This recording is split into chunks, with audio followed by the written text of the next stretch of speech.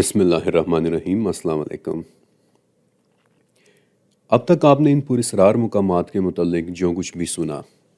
اگر وہ آپ کو ناقابل یقین اور حیران کن لگا ہو تو یقین کریں کہ آپ بہت غلط ہیں، کیونکہ اب جو واقعات میں آپ کو سنانے والا ہوں، اگر وہ ریکارڈڈ ہسٹری میں موجود نہ ہوتے تو شاید کوئی کبھی ان واقعات پر یقین بھی نہ کرتا۔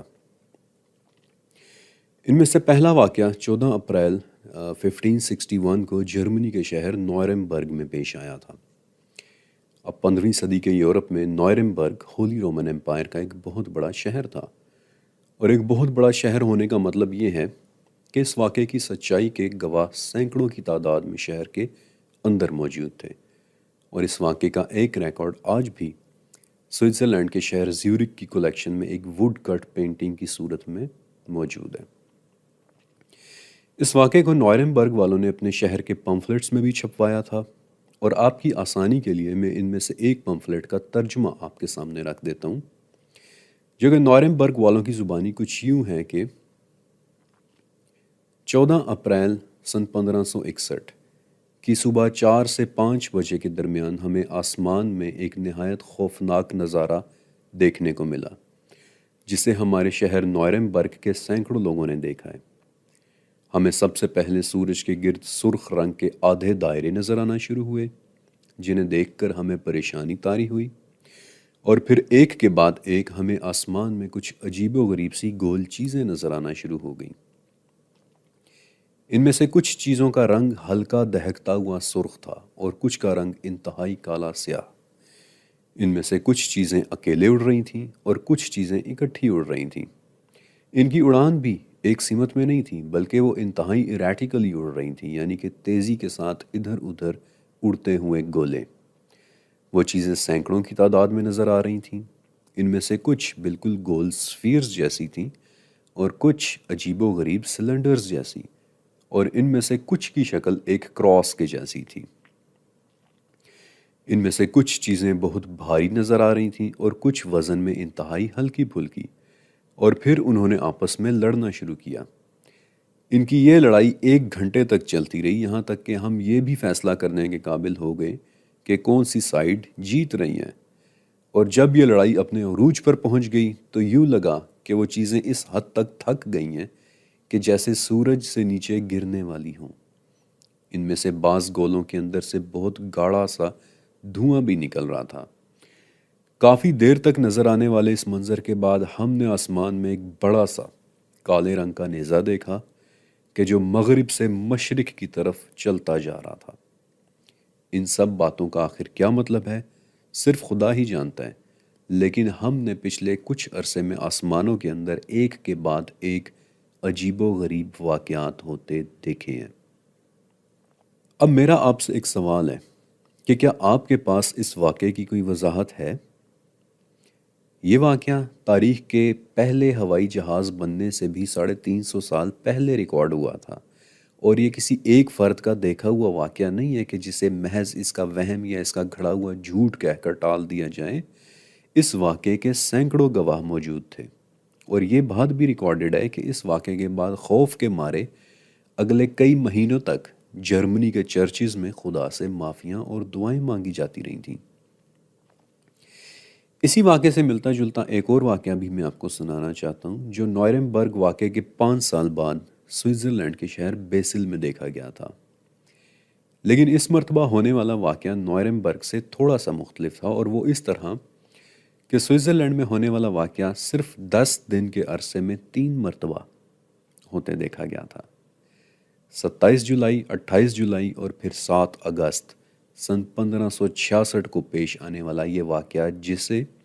1566 سیلیسٹیل فینومینا اوور بیسل کہتے ہیں، اور یہ واقعہ بھی سوئٹزرلینڈ کے ریکارڈڈ ہسٹری میں موجود ہے، کیونکہ اس واقعے کے ہونے پر بھی سوئٹزرلینڈ میں پمفلٹس چھاپے گئے تھے، اور میں اس واقعے کو اپنی آنکھوں سے دیکھنے والے لوگوں کی گواہی اور ان پمفلٹ سے ملی ہوئی معلومات کو ہو بہو آپ کے سامنے رکھ رہا ہوں۔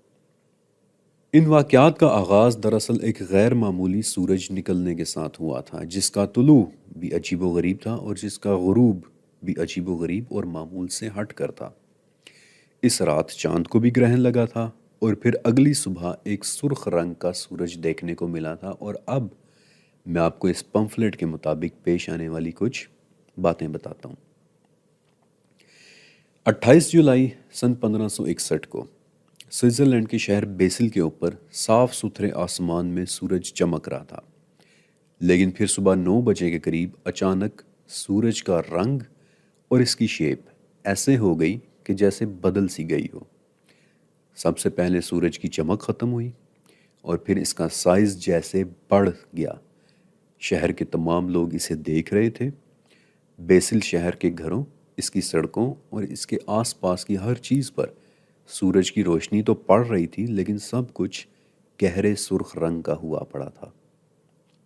آپ نے غور سے سنا؟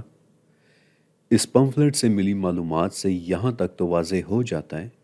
کہ وہ لوگ ایک سورج گرہن کو ڈیفائن کر رہے ہیں، لیکن سورج گرہن کے بعد کے واقعات کی آج تک کسی کے پاس کوئی وضاحت نہیں ہے، کیونکہ اس کے بعد شہر کے لوگوں نے سورج کے سامنے کالے گولوں کا ایک بادل گھومتا ہوا دیکھا تھا۔ کالے رنگ کے بڑے بڑے گولے یا سفیئرز کہ جو آسمان میں بہت زیادہ تیزی کے ساتھ آ اور جا رہے تھے، اور ان گولوں میں سے ایسی آوازیں آ رہی تھیں کہ جیسے وہ لڑ رہے ہوں۔ ان میں سے بہت سے گولے سرخ رنگ اور غصے میں نظر آ رہے تھے، اور جلد ہی ان میں سے کچھ گولے ٹوٹنا شروع ہو گئے، اور دیکھتے ہی دیکھتے یہ نظارہ ان کی آنکھوں کے سامنے سے اچانک غائب ہو گیا۔ آپ نے ان دونوں واقعات کو غور سے سنا۔ کیا آپ کے ذہن میں ان دونوں واقعات، جنہیں ہزاروں لوگوں نے اپنی آنکھوں سے دیکھا تھا اور رپورٹ کیا تھا، جن کے متعلق آج بھی ہمارے پاس لکھی ہوئی دستاویزات موجود ہیں، کیا آپ کے پاس ان واقعات کی کوئی وضاحت ہے؟ وضاحت کو بھی چند لمحوں کے لیے بھول جائیں۔ میرا آپ سے ایک سمپل سا سوال ہے کہ اگر آپ ان لوگوں کی ریکارڈ کی ہوئی ان آبزرویشنز پر کوئی تبصرہ کرنا چاہیں تو آپ کیا کہیں گے؟ ذرا غور کریں، ان کے الفاظ سے پتہ چلتا ہے کہ جو نظارہ بھی ان لوگوں نے دیکھا، انہوں نے اسے پوری تسلی کے ساتھ اور کافی دیر تک دیکھا، کیونکہ وہ لوگ ان چیزوں کی فزیکل پراپرٹیز تک کو ڈسکرائب کر رہے ہیں، ان چیزوں کے وزن کا اندازہ لگا رہے ہیں، ان چیزوں کی تیزی یا سست حرکت کا اندازہ لگا رہے ہیں، ان چیزوں کی اڑان کا اندازہ۔ ان لوگوں کو ان گولوں میں سے نکلتے ہوئے دھوؤں کی ڈینسٹی تک کا اندازہ ہو رہا تھا، ان گولوں کی بدلتی ہوئی رنگت کا اندازہ، ان کی شیپ کا اندازہ، اور وہ یہ تک اندازہ لگا پا رہے تھے کہ ان میں سے کون جیت رہا ہے اور کون ہار رہا ہے۔ اور یقیناً اس طرح کی ڈیٹیلز صرف تبھی دی جا سکتی ہیں جب یہ منظر ان کی آنکھوں کے سامنے کئی گھنٹوں تک چلتا رہا ہو۔ لیکن ایک بات جو بہت اہم ہے اور جو بات اکثر ریسرچرز نظر انداز کر دیتے ہیں، وہ یہ کہ ان دونوں واقعات کے ہوتے ہوئے سورج کے ساتھ معمول سے ہٹ کر کچھ ہو رہا تھا۔ مثلا پہلے واقعے میں سورج کے دائیں اور بائیں سرخ رنگ کے آدھے دائرے بنے ہوئے نظر آ رہے تھے، جن کے متعلق میں آپ کو تھوڑا آگے چل کر بتاؤں گا، اور دوسرے واقعے میں سورج کو گرہن لگ رہا تھا۔ اور یہ دونوں باتیں بہت اہم ہیں اور انہیں آپ نے اپنے ذہن میں رکھنا ہے۔ اور اب میں آپ کو ایک تیسرا واقعہ بھی سنانا چاہتا ہوں جو بہت زیادہ پرانا نہیں بلکہ آج سے صرف 70 سال پہلے کا ہے، اور یہ واقعہ پیش آیا تھا ان تمام پراسرار جگہوں میں سے نسبتاً کم مشہور و معروف الاسکا ٹرائی اینگل میں۔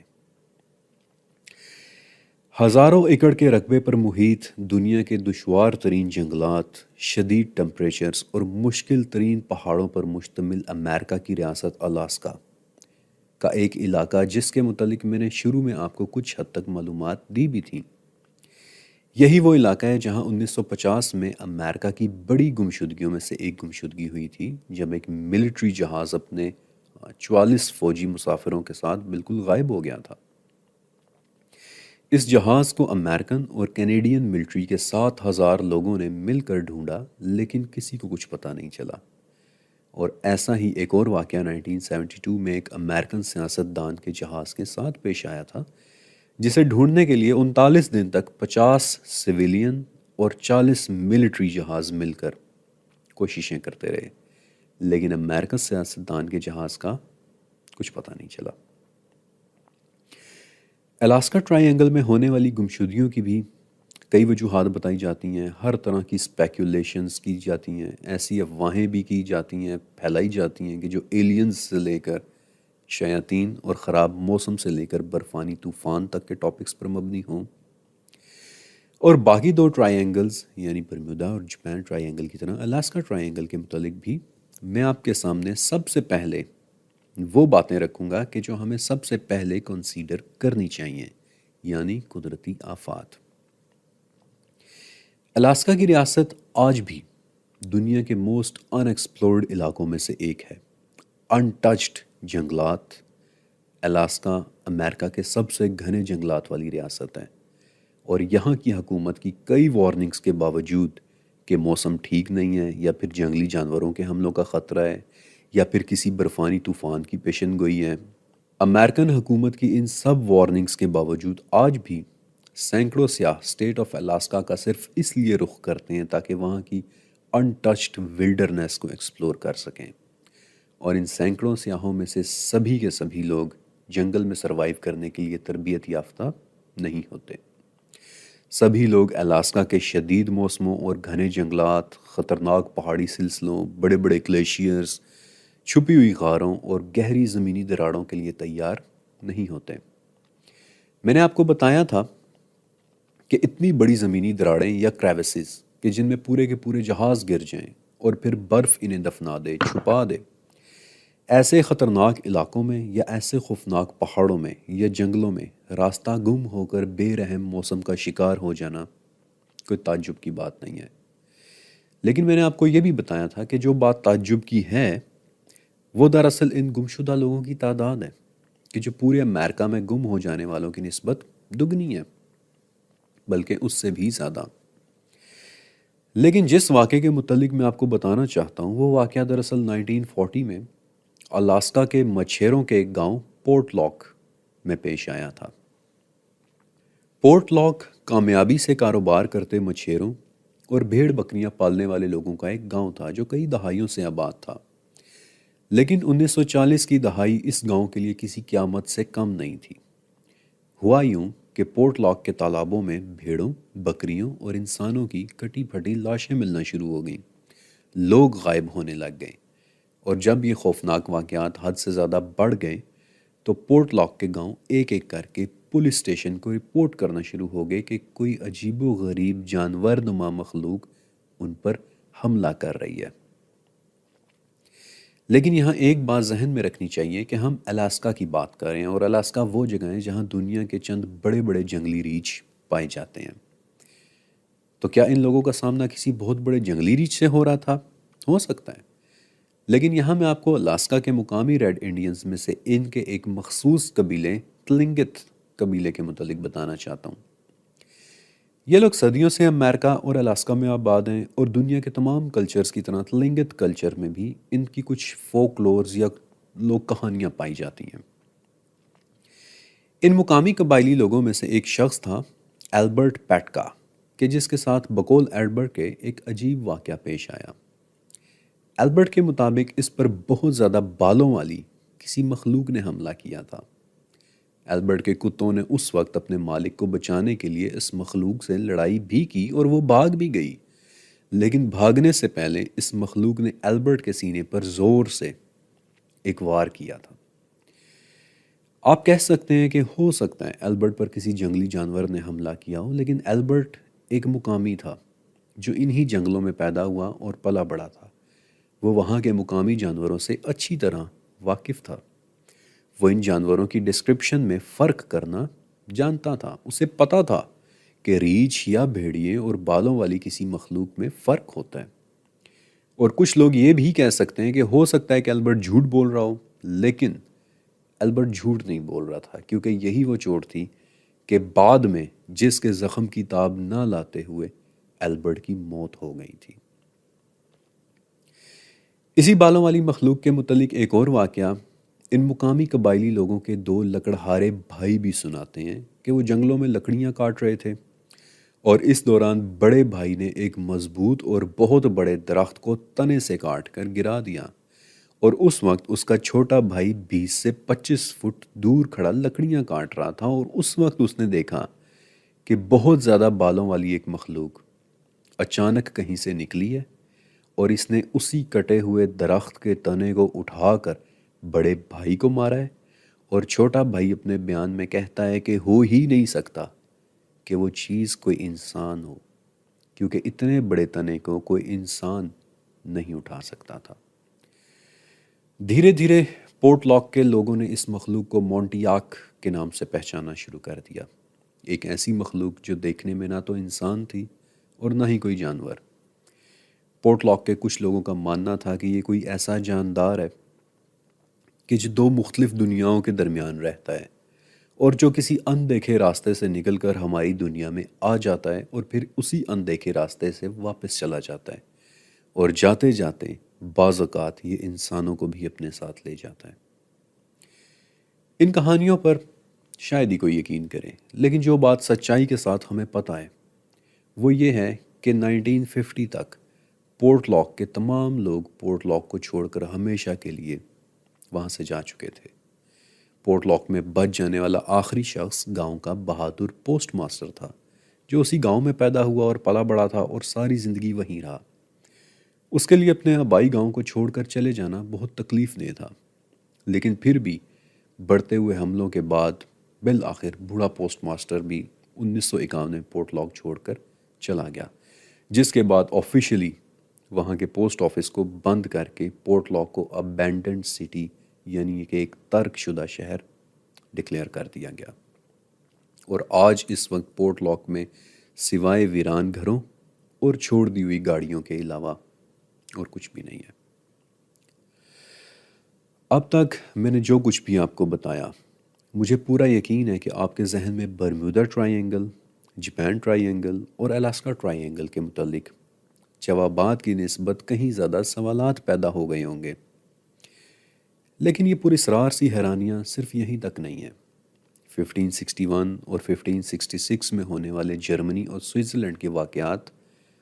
تو صرف دو واقعات ہیں۔ آپ میں سے کئی لوگوں نے اسپین کے سیٹلرز کے متعلق سن رکھا ہوگا، یا جنہیں ہم اردو میں آباد کار کہتے ہیں،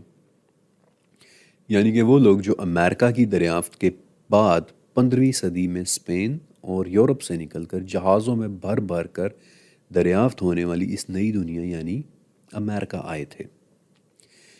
ان یورپین آباد کاروں نے امریکہ میں جو بستیاں بسائیں انہیں کالونیز کہا جاتا ہے۔ انہی کالونیز میں سے ایک کالونی کا نام روانوک کالونی تھا، جو یورپین آباد کاروں نے امریکہ میں اس جگہ بسائی تھی جو آج کی نارتھ کیرولینا کی سٹیٹ ہے۔ یہ کالونی راتوں رات پوری کی پوری غائب ہو گئی تھی، اور آج تک اس کا کچھ پتہ نہیں چلا کہ اس کے ساتھ ہوا کیا تھا۔ ہم صرف اتنا جانتے ہیں کہ نہ ان پر کسی نے حملہ کیا تھا، کیونکہ وہاں نہ تو کوئی لاشیں تھیں اور نہ ہی کوئی توڑ پھوڑ، اور نہ ہی انہیں کسی نے کسی قسم کا کوئی نقصان پہنچایا تھا۔ روانوک کی پوری کالونی اچانک کہاں غائب ہو گئی؟ الاسکا ٹرائی اینگل میں 16,000 لوگ بغیر کسی ثبوت، بغیر کسی نام و نشان چھوڑے کہاں غائب ہو گئے؟ بڑے بڑے جہازوں کی گمشدگیاں، اور پھر جن کی تلاش کے لیے 7,000 لوگ اور 90 سرچ اینڈ ریسکیو جہازوں کا مہینوں تک استعمال کیا جاتا رہا، لیکن پھر بھی کسی قسم کا کوئی ثبوت نہیں ملا۔ برمودا ٹرائی اینگل، جہاں درجنوں چھوٹے بڑے جہاز اور کشتیاں غائب ہو چکے ہیں، اور کچھ کیسز میں جہاز اور کشتیاں تو بچ گئے لیکن پراسرار طور پر ان کے عملے غائب ہو گئے، اور پھر آج تک ان کا کچھ پتہ نہیں چل سکا۔ اور پھر جاپان ٹرائی اینگل، جہاں جہازوں کے ساتھ ساتھ ان کی سرچ اینڈ ریسکیو ٹیمز تک غائب ہو گئیں۔ ابھی تک میں نے آپ کے سامنے ان تمام سوالوں کے جوابات نہیں رکھے، کوئی وضاحت نہیں رکھی۔ ابھی تک میں نے آپ کو ان پراسرار جگہوں میں سے صرف ان کا تعارف کروایا ہے، اور اگر آپ مجھے اجازت دیں تو میں صرف ایک اور سوال کو بھی آپ کے سامنے رکھنا چاہتا ہوں، ایک انتہائی اہم سوال، کہ اگر یہ واقعات سچ ہیں تو پھر یہ واقعات برمودا ٹرائی اینگل جیسی جگہوں میں جانے والے ہر شخص کے ساتھ ہر مرتبہ کیوں نہیں ہوتے؟ اگر ان جگہوں پر ہونے والی گمشدگیاں سچ ہیں تو پھر یہ کیسے ممکن ہے کہ ایک عام سا ولاگر اپنا ویڈیو کیمرہ لے کر عام سی کشتی میں بیٹھ کر برمودا ٹرائی اینگل پہنچ جاتا ہے اور یہ دعویٰ کرتا ہے کہ یہاں تو کچھ بھی نہیں ہے؟ اب ہمیں سوئٹزرلینڈ یا جرمنی کے آسمانوں میں سرخ اور سیاہ گولے لڑتے ہوئے نظر کیوں نہیں آتے؟ عام الفاظ میں سب سے اہم سوال کہ اب یہ واقعات کیوں نہیں ہوتے؟